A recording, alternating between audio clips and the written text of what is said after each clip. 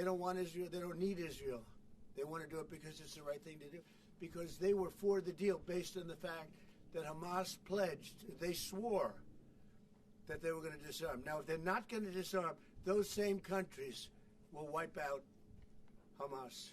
Yeah. President Trump, do you think that the PA should be involved the day after in Gaza Strip, even in the near future? And the same question to Prime Minister Netanyahu. Do you see a real opportunity that the PA will be in Gaza? Go ahead, Bibi. I think President Trump put clearly the conditions of reform that he wants to see in the PA for them to be involved. And I think he put it very clearly what he wants to see, the kind of real reforms, not just perfunctory reforms, but real reforms. Stop pay to slay, change the curriculum in your textbooks, open up a different society and a different future if so they do it. So in the near future? Well, let them, I think it was clear. He put pretty clear. He put guidelines that were, by the way, in the Trump plan of 2020. And they were put then in the 20 points. And it's up to them. Remember this, if we didn't do what we did to Iran, just to make the subject just slightly different, you wouldn't have peace in the Middle East. You wouldn't have a deal signed in the Middle East. You wouldn't have a deal. Because other Arab nations, which are great people, I know them very well, I know them, they're great people, they wouldn't be able to have agreed to peace in the Middle East because you would have had a dark cloud hanging over everything. It wouldn't have been possible. So Iran has been greatly reduced in power, prestige. I don't want to use the word humiliation because, they're trying to build up again. But we can't let them build up because if they build up, there can't be peace in the Middle East. It was a mistake. When they wiped out Iraq and Iran were about the same power. And they fought each other with different names for 1,000 years. And then our country came out and blew up one of those two countries, namely Iraq. And all of a sudden, Iran had the whole Middle East all to itself. But that's not true anymore. That's not true anymore. Can you tell us something about your Say plan? it? Tell us something about your plan to expand Abraham Accords. If you can tell us something about your plan to expand Abraham Accords.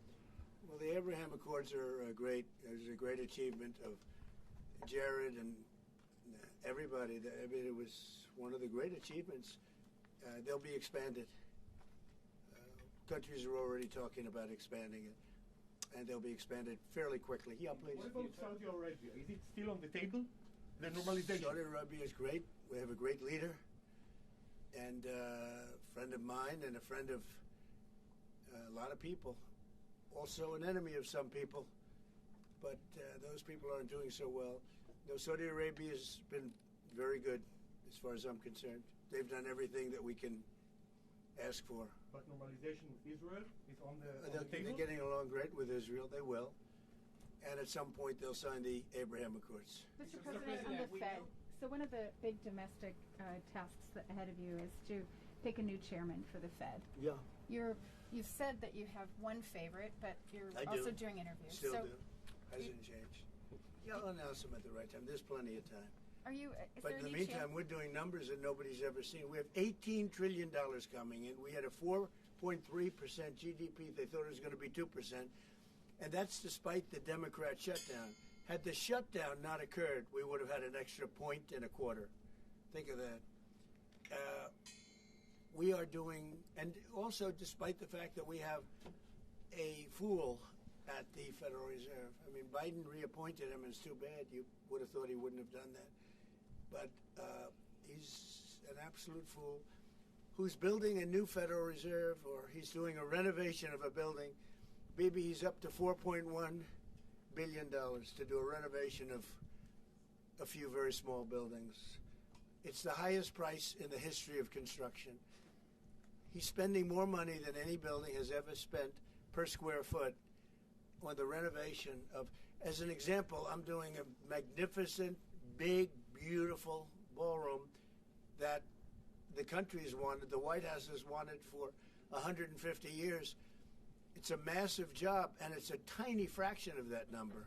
And we're under budget and ahead of schedule. Now, it's bigger than I told you. after realizing we're going to do the inauguration in that building. It's got all bulletproof glass. It's got all drone, they call it drone-free roof. So drones won't touch it. It's a big, beautiful, safe building.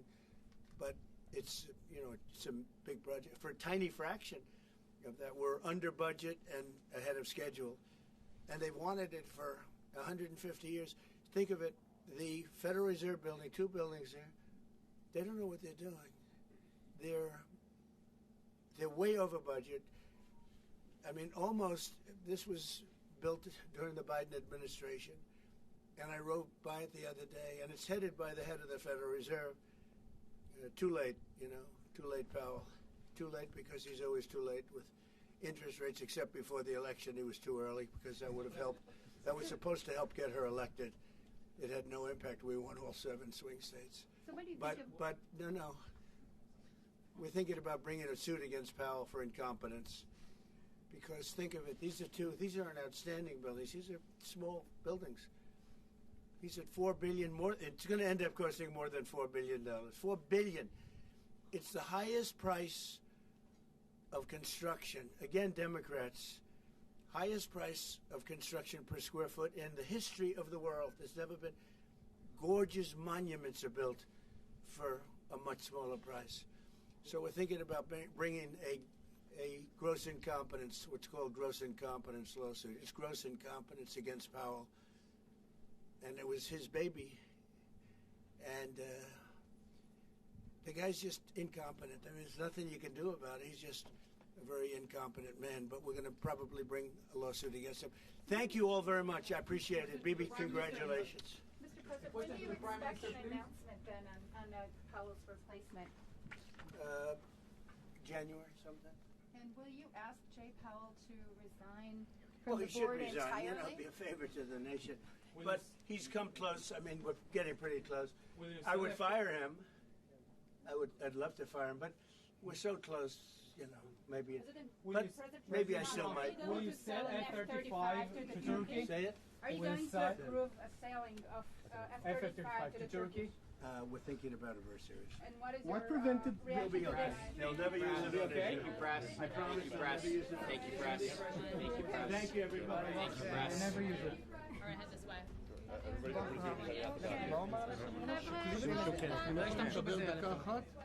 לא ישתמשו בזה נגדכם אף פעם. Back up, please.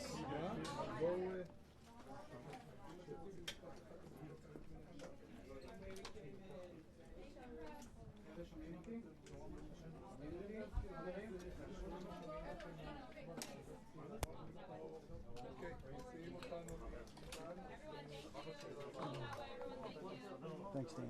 Thanks for your help. See you in just a minute.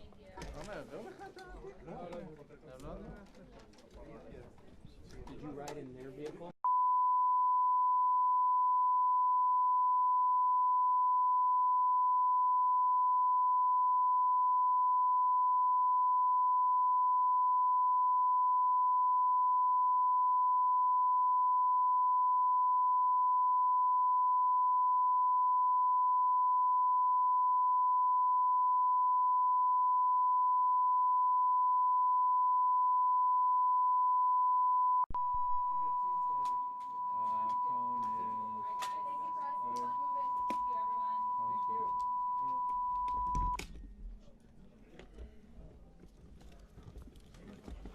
Grace, can you hold up?